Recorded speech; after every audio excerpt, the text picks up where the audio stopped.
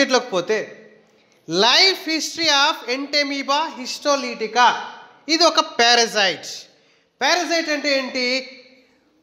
Organism which ever depends upon other organism for it's survival.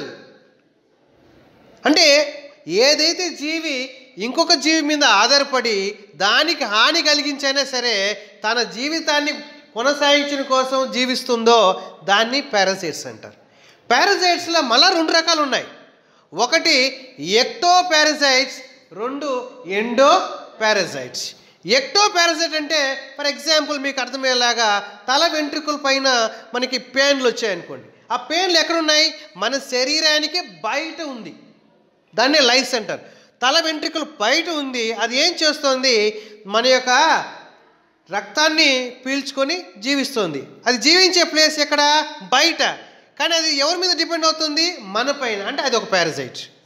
ఇక మిగతా parasites మన శరీరం లోపలికి ప్రవేశించి మనకి రోగాన్ని కలుగ చేస్తుంది. వాటినే ఎండో పారాసైట్స్.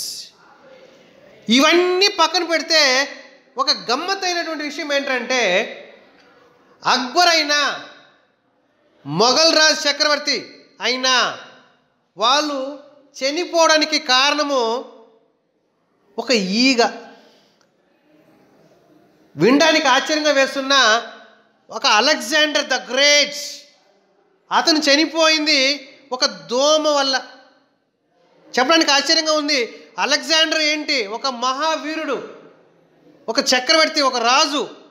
చనిపోవడానికి కారణము కత్తిపోటు కాదు, యుద్ధం కాదు, ఒక దోమ వల్ల చచ్చిపోయాడంటే మనకు ఆశ్చర్యం వేస్తుంది. ఇది వాస్తవం కాదా అని మనకు సందేహాలు కూడా వస్తుంది.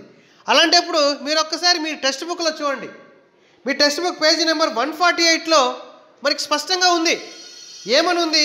మొఘల్ ఎంపైర్ అయినటువంటి అక్బర్ కానీ లేదా ఆ యొక్క శ్రీకృష్ణ దేవరాయలు చనిపోయాడు. ఎలా చనిపోయాడో ఒకసారి నెట్లో చూసుకోమని వాడే ఇస్తున్నాడు.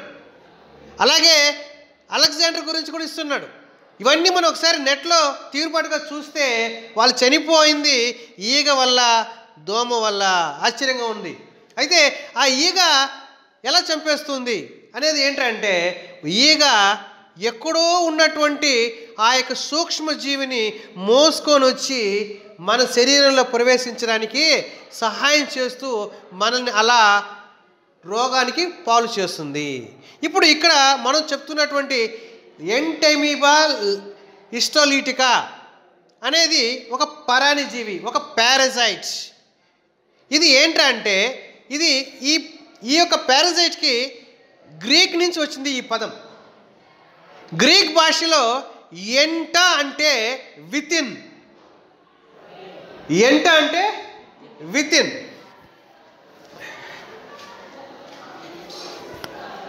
ఎంట అంటే వితిన్ అని, అమీబా అంటే చేంజెస్ అని, హిస్టో అంటే టిష్యూ అని, లైకా అంటే లైసిస్, బ్రేకేజ్.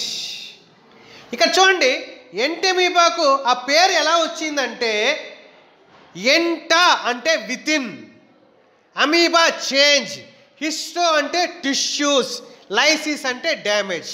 అంటే ఆ జీవి చేసే పని దాన్ని బేస్ చేసుకొని దీనికి ఎంటెమీబా హిస్టోలీటికా అనే ఒక పేరు ఇవ్వడం జరిగింది. ఈ ఎంటెమీబా హిస్టోలీటికా మనిషి యొక్క పెద్ద పేగులో జీవిస్తుంది. మనిషి యొక్క పెద్ద పేగులో జీవిస్తూ ఇది ఏం చేస్తుందంటే, మనకి అమీబియాసిస్ లేదా అమీబిక్ డిసెంట్రీ అనే ఒక డిజీజ్ మనకి వస్తుంది. అమీబియాసిస్ కానీ అమీబిక్ డిసెంట్రీ అంటారు. అమీబియాసిస్ లేదా అమీబిక్ డిసెంట్రీ అంటే ఏంటంటే, రక్తంతో కూడినటువంటి విరోచనాలు, motions with accompanied with blood spots. ఇది దీనికి ఉన్నటువంటి వ్యాధి. ఇక చూడండి, ఫస్ట్ కాన్సెప్ట్ ఏంటి? ఇదొక ఎండో పారాసైట్స్. రెండోది ఎక్కడ జీవిస్తుందంటే మనిషి యొక్క పెద్ద పేగు, that is it lives in the large intestine of human being. Next, so ఇక్కడ ఎటువంటి డిజీజ్ కలుగు చేస్తుంది? Amoebic dysentery, amoebiasis. Amoebic dysentery, amoebiasis అంటే ఏంటి? మోషన్స్. ఇది concept. So it is present all over the world, mostly in tropical and sub tropical ఏరియాస్లో ఉంటుంది. సరే, ఇది ఎలా స్ప్రెడ్ అవుతుంది through contaminated food and water వల్ల. కలుషితమైనటువంటి ఆహారము, కలుషితమైనటువంటి నీరు తీసుకోవడం వల్ల ఒకరి నుంచి ఒకరికి స్ప్రెడ్ అవుతుంది. మామూలుగా ఈ డిజీజ్ ఎక్కడ మనం చూస్తూ ఉంటాము? పల్లెటూర్లలో, ఎక్కడైతే స్లమ్ ఏరియాలు ఉన్నాయో, ఎక్కడైతే ఒక నీట్నెస్, ఒక హైజీన్, ఒక ప్రాపర్గా క్లీన్ చేసుకోవడం కానీ, ఆహారాన్ని పరిశుభ్రంగా కవర్ చేసుకోవడం కానీ, ఈగలు వాలకుండా జాగ్రత్త తీసుకుంటారో అలాంటి చోట ఉండదు. ఎక్కడైతే నిర్లక్ష్యం ఉందో, ఎక్కడైతే అపరిశుభ్రత ఉందో అటువంటి ప్లేస్లో ఈ వ్యాధి ప్రబలుతుంది. ఇక్కడ పోతే మెయిన్గా ఈ యొక్క ఎంటెమీబా గురించి చెప్పాలనుకుంటే దీంట్లో 3 స్టేజెస్ ఉంటాయి. అంటే ఇక్కడ ఆ యొక్క పారాసైట్ గురించి చెప్పాలనుకుంటే ఆ పారాసైట్ 3 స్టేజెస్ అంటారు. 3 స్టేజెస్ అంటే ఏంటంటే, ఒక మనిషి గురించి చెప్పాలనుకుంటే పసిపిల్లవాడు, మధ్య వయసు, ముసలివాడు అన్నట్టు ఈ పారాసైట్లో కూడా ఒక 3 స్టేజెస్ ఉంటుంది. ఒకటి trophozoite stage, precystic stage, cystic stage. Trophozoite stage అంటే ఏంటి? ట్రోపోజాయిడ్ స్టేజ్ అంటే అది ఒక యాక్టివ్గా ఉండే stage, motile, active motile feeding. Next parthenogenic stage. ఇక్కడ చూసినట్టయితే ఫస్ట్ పాయింట్ ఏంటి? యాక్టివ్, హుషారుగా, అవునా, సుప్తావస్థలో లేకుండా, అంటే ఏంటి, డార్మెంట్ స్టేజ్లో లేకుండా యాక్టివ్గా ఉండే స్టేజ్. నెంబర్ 2 ఫీడింగ్ అంటే ఆహారం తీసుకున్నటువంటి స్టేజ్. తర్వాత మొటైల్ అంటే కదులుతున్నటువంటి స్టేజ్. పార్థనోజెనిక్ స్టేజ్ అంటే మనకి రోగాన్ని కలిగించే స్టేజ్ని పార్థనోజెనిక్ స్టేజ్. ఇక్కడ మనం చూసుకున్నట్టయితే ఈ యొక్క ఫస్ట్ స్టేజ్ అయినటువంటి ట్రోపోజాయిడ్ స్టేజ్లో ఆ యొక్క పారాసైట్ చాలా చిన్నది, మైక్రోస్కోప్లో మాత్రమే కనబడుతుంది, అవునా. ఆల్మోస్ట్ ఒక రౌండ్ కానీ స్పెరికల్ షేప్లో ఉండే స్టేజ్లో దీంట్లో ఏంటంటే అదొక పారాసైట్. ఇక్కడ చూడండి, ఒక డయాగ్రామ్ ఆల్రెడీ వేశాను. ఇక్కడ ఏంటంటే ఒక ట్రోపోజాయిడ్ స్టేజ్. దాంట్లో ఏంటంటే it is enclosed in a thin layer. అంటే ఒక పారాసైట్ చుట్టూ ఒక పల్చని లేయర్ ఉంది. ఆ లేయర్ని ఏమంటారంటే semi permeable membrane, plasma membrane. దాని లోపల ఏముందంటే సైటోప్లాజం ఉంది. అయితే సైటోప్లాజము 2 రకాలుగా ఉన్నాయి. ఒకటి ఔటర్ సైటోప్లాజం, ఎక్టోప్లాజం అంటారు. ఔటర్ ఎక్టోప్లాజము, లోపల ఎండోప్లాజం. ఇక్కడ ఎక్టోప్లాజం ఏంటంటే నాన్ గ్లాన్యులార్, విస్కస్, అవునా, విస్కస్, చిక్కగా, గ్లాన్యూల్స్ ఏమీ కూడా లేకుండా ఉండేటటువంటి ఆ యొక్క పార్ట్ని ఎక్టోప్లాజం అంటారు. ఇంకొకటి ఎండోప్లాజం. అంటే ఏం లేదు నాన్న, ఇక్కడ చూడండి, ఒక పారాసైట్ ఇలా ఉంది, దాని చుట్టూ ఒక లేయర్ ఉంది, దాన్ని ఏమంటారంటే ప్లాస్మా మెంబ్రేన్. ఈ ప్లాస్మా మెంబ్రేన్ కింద మనకి సైటోప్లాజము 2 రకాలుగా ఉన్నాయి. ఒకటి outer cytoplasm, that is ectoplasm, లోపల ఎండోప్లాజం అని పిలుస్తారు. Ectoplasm granular, non granular, viscous, clear, అవునా, క్లియర్ విస్కస్ ఉంటుంది. అదే లోపల చూసుకున్నట్టయితే ఎండోప్లాజం ఉంది, అవునా. ఆ యొక్క ఎండోప్లాజంలో మనకి బేసిక్గా గ్రాన్యులార్ అంటే గ్రాన్యూల్స్ ఉన్నటువంటిది. తర్వాత ఏంటిది, దీంట్లో మెయిన్గా కార్ట్వీల్ షేప్డ్ న్యూక్లియస్ ఉంటుంది. దాంట్లో ఫుడ్ వ్యాక్యూల్స్ ఉంటుంది, రైబోజోమ్స్ ఉంటుంది. అంటే ఫస్ట్ ఆఫ్ ఆల్ ఏమున్నాయో ఇప్పుడు మనం తెలుసుకున్నాం. ఏముంటాయి? రైబోజోమ్స్ ఉన్నాయి, ఫుడ్ వ్యాక్యూల్స్ ఉన్నాయి, న్యూక్లియస్ ఉంది. ఇప్పుడు ఏమీ లేవు అంటే ఎండోప్లాస్మిక్ రెటిక్యులం లేదు, గాల్జీ ఆపరేటర్స్ లేదు, మైటోకాండ్రియా లేదు. మైటోకాండ్రియా లేదు కాబట్టి ఈ యొక్క పారాసైట్ని ఆబ్లిగేట్ అనరోబిక్ అని పిలుస్తారు. అంటే ఏంటి? ఏరోబిక్కి అనరోబిక్కి తేడా ఏంటి? ఎక్కడైతే ఆక్సిజన్ తీసుకొని రెస్పిరేషన్ జరుగుతుందో దాన్ని ఏరోబిక్ రెస్పిరేషన్ అంటారు. ఎక్కడైతే ఆక్సిజన్ తీసుకోకుండా రెస్పిరేషన్ జరుగుతుందో దాన్ని ఎనరోబిక్ రెస్పిరేషన్ అని అంటారు. ఇది ఒక స్టేజ్. అయితే ఇక్కడ మైటోకాండ్రియా లేదు కాబట్టి ఆబ్లిగేట్ ఎనరోబిక్. ఇవి ఇక్కడ చూడండి, ఇక్కడ ఇవన్నీ కూడా ఒక స్ట్రక్చర్లో భాగంగా ఒక పారాసైట్ ఒక థిన్ లేయర్తో కవర్ అయింది. దాన్ని ప్లాస్మా మెంబ్రేన్ అన్నాము. దాని లోపల ఎక్టోప్లాజము ఎండోప్లాజం ఉంది అని చెప్పుకున్నాము. లోపల అతి ముఖ్యంగా కార్ట్వీల్ షేప్డ్ న్యూక్లియస్ ఉందని చెప్పుకున్నాం. ఇప్పుడు ఇది ఏం చేస్తుందంటే హిస్టోలైసిన్ ఒక ఎంజైమ్ను ఉత్పత్తి చేసి, ఈ హిస్టోలైసిన్ ఎంజైమ్ వల్ల ఏమవుతుంది? ఆ యొక్క పేగు ఏమైపోతుంది? డ్యామేజ్ అవుతుంది. That is lysis, damage, break అవుతుంది.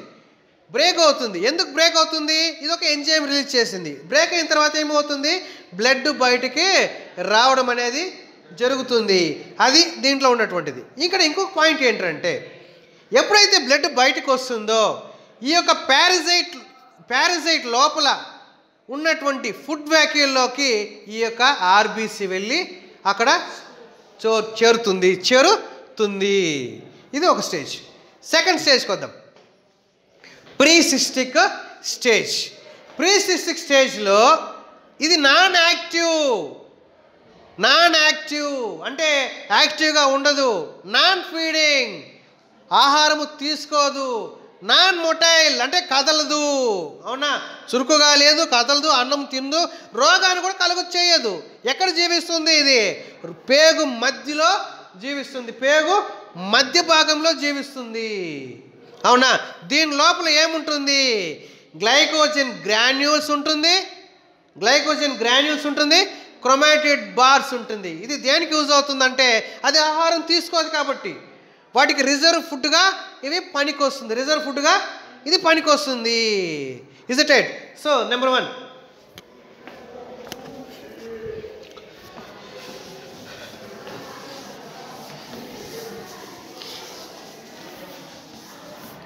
సో ట్రోఫోజాయిట్ అంటే యాక్టివ్, మొటైల్, ఫీడింగ్, పార్థనోజెనిసిక్. అదే ప్రీసిస్టిక్ అంటే non motile, non active, non feeding. అంటే ఆ రెండిటికి ఆపోజిట్ అన్నమాట. అయితే ట్రోఫోజైట్ స్టేజ్లో పారాసైట్ ఏమో లార్జ్ ఇంటెస్టైన్ యొక్క గోడ లోపల ఉంటుంది.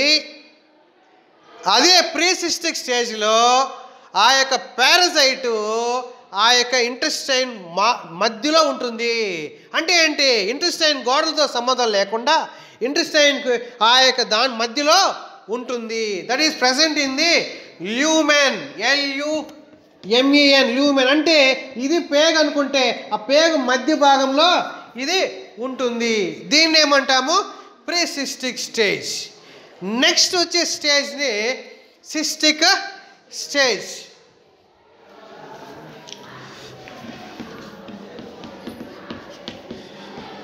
సో సిస్టిక్ స్టేజ్కి ప్రీసిస్టిక్ స్టేజ్కి ఒక్కటే తేడా. సిస్టిక్కి ఒక్కటే తేడా. సిస్టిక్ స్టేజ్లో ఆ యొక్క పారాసైటు తన శరీరం చుట్టూ ఒక స్పష్టమైనటువంటి థిన్ రెసిస్టెంట్ లేయర్ అయినటువంటి సిస్ట్ని ఉత్పత్తి చేసుకుంటుంది. సిస్టిక్ స్టేజ్ ఏమవుతుంది? ఆ యొక్క పారాసైటు తన శరీరం చుట్టూ స్పష్టమైనటువంటి థిన్ లేయర్ని అది తీసుకుంటుంది. థిన్ లేయర్తో ఏర్పడుతుంది. దీన్నే ఎన్సిస్టేషన్ అని కూడా పిలుస్తారు. అంటే ఏంటి? సిస్టిక్ స్టేజ్లో ఆ యొక్క జీవి తన శరీరం చుట్టూ ఒక పల్చని డెలికేట్ రెసిస్టెంట్ లేయర్ అయినటువంటి ఒక సిస్ట్ని ఉత్పత్తి చేసుకుంటుంది. ఆ సిస్ట్ని ఏమంటారు? ఎన్సిస్టేషన్ కూడా పిలుస్తారు.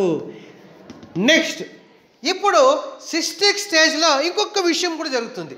సిస్టిక్ స్టేజ్లో ఇంకొక విషయం ఏంటంటే దాని లోపల ఉన్నటువంటి న్యూక్లియస్ 2 టైమ్స్ డివిజన్కి లోన్ అవుతుంది. That means the nucleus which is present inside the cystic stage will undergo 2 mitotic division. 2 సార్లు మైటాసిస్ జరుగుతుంది. 2 సార్లు మైటాసిస్ జరిగితే ఏమొస్తుంది మనకు తెలుసు, 4 డాటర్ న్యూక్లియై ఏర్పడుతుంది. That is 4 daughter nuclei. అంటే ఒక న్యూక్లియస్ కాస్త 2 సార్లు డివైడ్, ఒకసారి డివైడ్ అయితే 2 వస్తుంది, ఇంకొకసారి డివైడ్ అవుతే ఏమవుతుంది 4. అంటే చూడండి ఇక్కడ ఒక్కసారి 1 కాస్త 2గా అయిపోయింది, ఇంకొకసారి డివైడ్ అయింది 2 కాస్త 4 అయింది. అంటే సిస్టిక్ స్టేజ్ లోపల 4 ఏమున్నాయి, 4 డాటర్ న్యూక్లియై ఉన్నారు. కాబట్టి దాన్ని ఏమంటారంటే టెట్రా న్యూక్లిక్ స్టేజ్ అంటారు. Tetra nucleate stage. ఈ స్టేజ్లో అది ఏమవుతుందంటే ఎవరైతే ఈ వ్యాధితో బాధపడుతున్నారో వాడి యొక్క మోషన్స్ ద్వారా, వాడి యొక్క లెట్రిన్ ద్వారా, ఆ యొక్క పెద్ద పేగుల నుంచి ఫీకల్ మెటీరియల్ ద్వారా అది అలా బయటకు వస్తుంది. ఇక్కడ చూసుకున్నట్టయితే ఇది ఒకసారి ఒక వ్యక్తిలో నుంచి శరీరం నుంచి బయటకు వచ్చిన తర్వాత దాదాపు అది మట్టిలో 10 రోజుల వరకు కూడా అది జీవించగలుగుతుంది. దాని చుట్టూ ఆ సిస్ట్ డెవలప్ చేసుకుంది. దాని లోపల క్రోమాటిడ్ బార్స్ ఉన్నాయి, గ్లైకోజన్ గ్రాన్యూల్స్ ఉన్నాయి రిజర్వ్గా. అవునా, ఆహారము స్టోర్ చేసి పెట్టుకుంది. అవునా. సో ఇది అక్కడ మనకి ఆ యొక్క 3 స్టేజెస్ ప్రీ స్టేజెస్ అంటే ఏంటి, first stage trophozoite stage, second precystic stage, 3 cystic stage. ఈ 3 స్టేజెస్ మీకు అర్థమైంది. ఇది నెక్స్ట్ మనము లైఫ్ హిస్టరీకి పోదాం. లైఫ్ హిస్టరీలో చాలా సింపుల్ ఫ్యాక్ట్ ఏంటంటే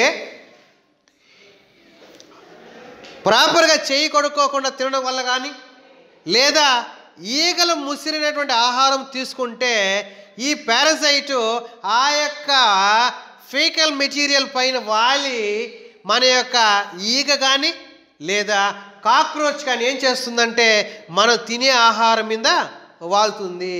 సర్వసాధారణంగా మనం చూస్తూ ఉంటాము రోడ్డుకు పక్కన ఆ యొక్క కిల్లీలు, సోమాసాలు, పానీపూరీలు, గోబీ మంచూరి తింటూ ఉంటారు. కాలువ పక్కనే ఆ ఈగ అప్పుడే కాలువ పైన వాళ్తుంది, ఆ తర్వాత నువ్వు తినే ఆహారం మీద వాళ్తుంది. అంటే అర్థం ఏంటి, ఆ పారాసైట్ అక్కడి నుంచి నువ్వు తినే ఆహారం మీద వాలింది. అంటే ఏంటి, ఇక్కడ house fly, cockroach will act as a mechanical vectors.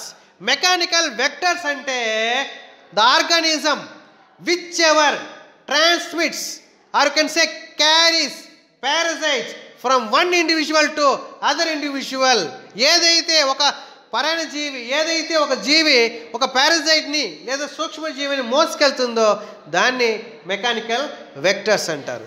ఇప్పుడు చూడండి, ఇప్పుడు ఏమైపోయింది, ఎక్కువ శాతము కడుపులోకి వచ్చింది. అంటే కలుషితమైనటువంటి ఆహారమో లేదా నీరు ఏదో ఒకటి తీసుకున్నావు, ఆ పారాసైట్ కాస్త ఏమైపోయింది, నీ నోట్లోకి వచ్చింది.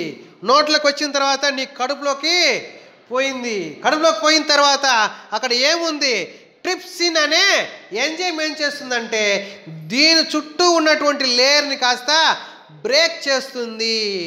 బ్రేక్ చేసినప్పుడు ఏమవుతుంది, మెటాసిస్ స్టేజ్ అంటారు. అవునా, ఆ స్టేజ్ని మెటాసిస్ట్ స్టేజ్. ఈ స్టేజ్లో ఏమైపోతుందంటే 4 డాటర్ న్యూక్లియస్ ఉండేది కాస్త 8 అయిపోతుంది. అవునా, 8 డాటర్ అమీబుల్లే అంటారు. ఆ తర్వాత అది అక్కడి నుంచి ఏమైపోతుంది, నేరుగా లార్జ్ ఇంటెస్టైన్కి వెళ్ళిపోతుంది.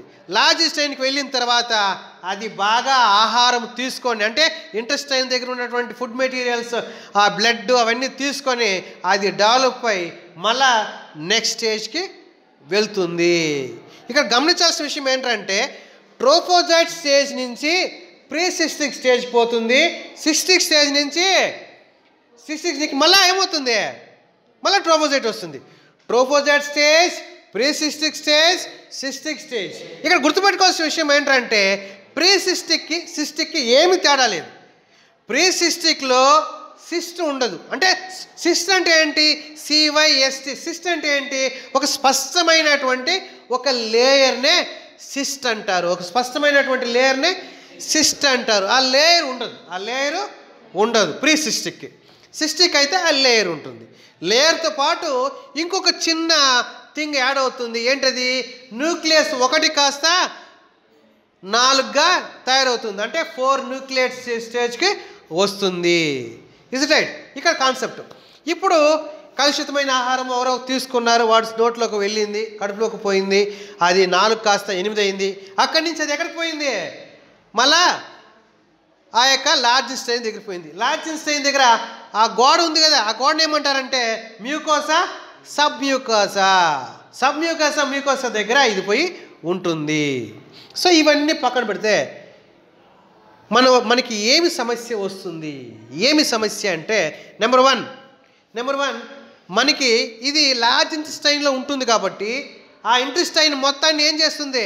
డ్యామేజ్ చేస్తుంది. కాబట్టి మనకి అల్సర్లు వస్తుంది. అల్సర్లు అంటే ఏంటి? పుండులు ఏర్పడతాయి. అవునా? ఇది ఒక్కటి అనుకుంటే తప్పు. ఇంకా చాలా సమస్యలు వస్తున్నాయి. ఏంటంటే ఈ యొక్క పారాసైటు లార్జ్ ఇంటెస్టైన్ దగ్గర ఉంటేనే పర్వాలేదు, కానీ అది అక్కడ ఉండకుండా అది అక్కడి నుంచి బ్లడ్ సర్క్యులేషన్ సిస్టంలోకి ఎంటర్ అయిపోతుంది. ఇలా బ్లడ్ సర్క్యులేషన్లోకి ఎంటర్ అయిపోయిన తర్వాత అది బ్లడ్ సర్క్యులేషన్లో బ్రెయిన్కి, లివర్కి, అవునా, హార్ట్కి, అన్ని చోట్లకి వెళ్తుంది. అన్ని చోట్లకు వెళ్ళి అన్ని చోట్ల ఆ టిష్యూస్ని డ్యామేజ్ చేస్తుంది. ఇక్కడ గుర్తుపెట్టుకోవాల్సిన విషయం ఏంటంటే దీన్ని మనం ఎలా గుర్తించవచ్చు? ఒక పేషెంట్ ఎవరైతే బాధపడుతున్నాడో వాడి యొక్క ఫీకల్ మెటీరియల్ ల్యాబ్లో టెస్ట్ చేస్తే వాడి ఫీకల్ మెటీరియల్లో ఖచ్చితంగా రెడ్ స్పాట్స్ ఉంటే, ఖచ్చితంగా ఎర్రటి రక్తపు చుక్కలు ఉంటాయి. అదొకటి. రెండవది, ఈ పారాసైట్ యొక్క న్యూక్లియస్ లోపల ఫుడ్ వెహికల్స్ ఉంటాయి కదా. ఈ పారాసైట్కి ఫుడ్ వెహికల్స్ అని చెప్పాను. Food vehicles nothing but temporary stomach, తాత్కాలికమైనటువంటి జీర్ణాశయము. దాంట్లో ఈ యొక్క ఆర్బీసీ సెల్స్ ఉంటాయంట. దీన్ని బట్టి ఇది ఎంటెమీబా హిస్టలీటికా అని గుర్తుపెడతారు. ఇక్కడ కాన్సెప్ట్ ఏంటంటే ఈ యొక్క పారాసైటు లార్జ్ ఇంటెస్టైన్లో ఉన్నప్పుడు లార్జ్ ఇంటెస్టైన్ యొక్క పేగులంతా తినేసి అక్కడ రక్తం వస్తుంది, అక్కడ ఉన్న ఆహారాన్ని తీసుకునేస్తుంది. అది ఒక సమస్య. అయితే ఇది లివర్లోకి వెళ్ళి అక్కడ కూడా ఏం చేస్తుందంటే లివర్ని కూడా డ్యామేజ్ చేస్తుంది. ఆ డ్యామేజ్ అయిన పార్ట్ని ఏమంటారంటే యాప్సిసిస్ అంటారు. యాప్సిస్ అంటే ఏంటి? అక్కడ ఉన్న టిష్యూస్ని అన్నీ కూడా కొరికేయడం వల్ల, డ్యామేజ్ చేయడం వల్ల, లైసిస్ జరగడం వల్ల అక్కడ దాన్ని యాప్సిసిస్ అంటారు. ఇలాంటి ఇష్యూసే మనకి బ్రెయిన్లోను హార్ట్లో కూడా వస్తుంది. మరి ఇలాంటి సమస్య నుంచి మనం ఎలా తప్పించుకోవచ్చు? ఇలాంటి సమస్య నుంచి మనం ఎలా తెప్పించుకోవచ్చు అంటే కేవలం ఒక 3 బేసిక్ కాన్సెప్ట్స్ అయినటువంటి నెంబర్ 1, చేతులు ప్రాపర్గా కడుక్కోవడము, వెజిటేబుల్స్ ప్రాపర్గా కడుక్కోవడము, తినే ఆహారాన్ని స్పష్టంగా ఈగలు, బొద్దింకులు ఏది కూడా వాలకుండా మూతలు పెట్టడం వల్ల, తర్వాత చుట్టుపక్కల డ్రైనేజెస్ ఉంటే ఆ డ్రైనేజెస్ని ప్రాపర్గా కవర్ చేయడం వల్ల, తర్వాత అతి ముఖ్యంగా లెట్రిన్ అనేది సెప్టిక్ ట్యాంక్ కనెక్షన్ అయినటువంటి లెట్రిన్తోనే పోవడము, లేదా ఆరు బయట లెట్రిన్ పోకుండా ఆపడము. తద్వారా ఈ యొక్క వ్యాధి, ఈ యొక్క డిసీజ్ ఒకరి నుంచి ఒకరికి స్ప్రెడ్ కాకుండా ఉంటుంది. Is it right? అర్థమైంది నాన్న? సో ఇక్కడ మెయిన్గా ఇంకొక సమస్య కూడా ఉంది. కొంతమందిలో వాళ్ళకి ఈ పారాసైట్ వాళ్ళ కడుపులో ఉన్న, వాళ్ళ యొక్క లార్జ్ ఇంటెస్టైన్లో ఉన్న వాళ్ళకి ఈ లక్షణాలు పెద్దగా బయట కనపడవు. వాళ్ళని ఏమంటారంటే క్యారియర్ అంటారు. అంటే మనలో కూడా కొంతమందికి మోషన్స్ అవుతున్నా కానీ వాళ్ళు పెద్దగా పట్టించుకోరు, లేదా మోషన్స్లో ఎక్కడో కొద్దిగా రెడ్ స్పాట్స్ వస్తే దాన్ని వాళ్ళు పట్టించుకోరు. అలాంటి వాళ్ళ ద్వారా నుంచి కూడా ఇంకొకరికి స్ప్రెడ్ అయ్యే అవకాశము ఉంటుంది. Is it rights? అర్థమైంది నాన్న? సో ఇది ఎంటెమీబా హిస్టలీటికా. మరొక్కసారి రివైజ్ చేస్తే ఫైలం ప్రోటోజోవా, సబ్ ఫైలం సార్కోమాస్టిగోఫోరా, అవునా, క్లాస్ రైజోపోడా. అంటే ఇక్కడ ఈ యొక్క పారాసైటు యొక్క ఎక్కడి నుంచి వచ్చింది అంటే మనం 9th క్లాస్లో చదువుకున్నాం. 9th క్లాస్లో ఏం చదువుకున్నాము? ఫైలమ్స్ చదువుకున్నాం. ఏం చదువుకున్నాము? Protozoa, porifera, coelenterata, annelida, arthropoda, mollusca, echinodermata. అలా ఇది ప్రోటోజోవాకు సంబంధించినటువంటి జీవి, కంటికి కనిపించినటువంటి జీవి. అవునా? ఇది మామూలుగా ఏమవుతుంది, మనకి వ్యాధిని కలుగు చేస్తుంది. సో ఒక పారాసైట్ మన శరీరంలో ఎలా ప్రవేశిస్తుంది, ఎలాంటి రోగాలు కలుగు చేస్తుంది అనే విషయం మీకు ఇంటర్మీడియట్ ఫస్ట్ ఇయర్లోనే తెలుసుకోవాలని ఇవ్వడము జరిగింది. అర్థమైందండి?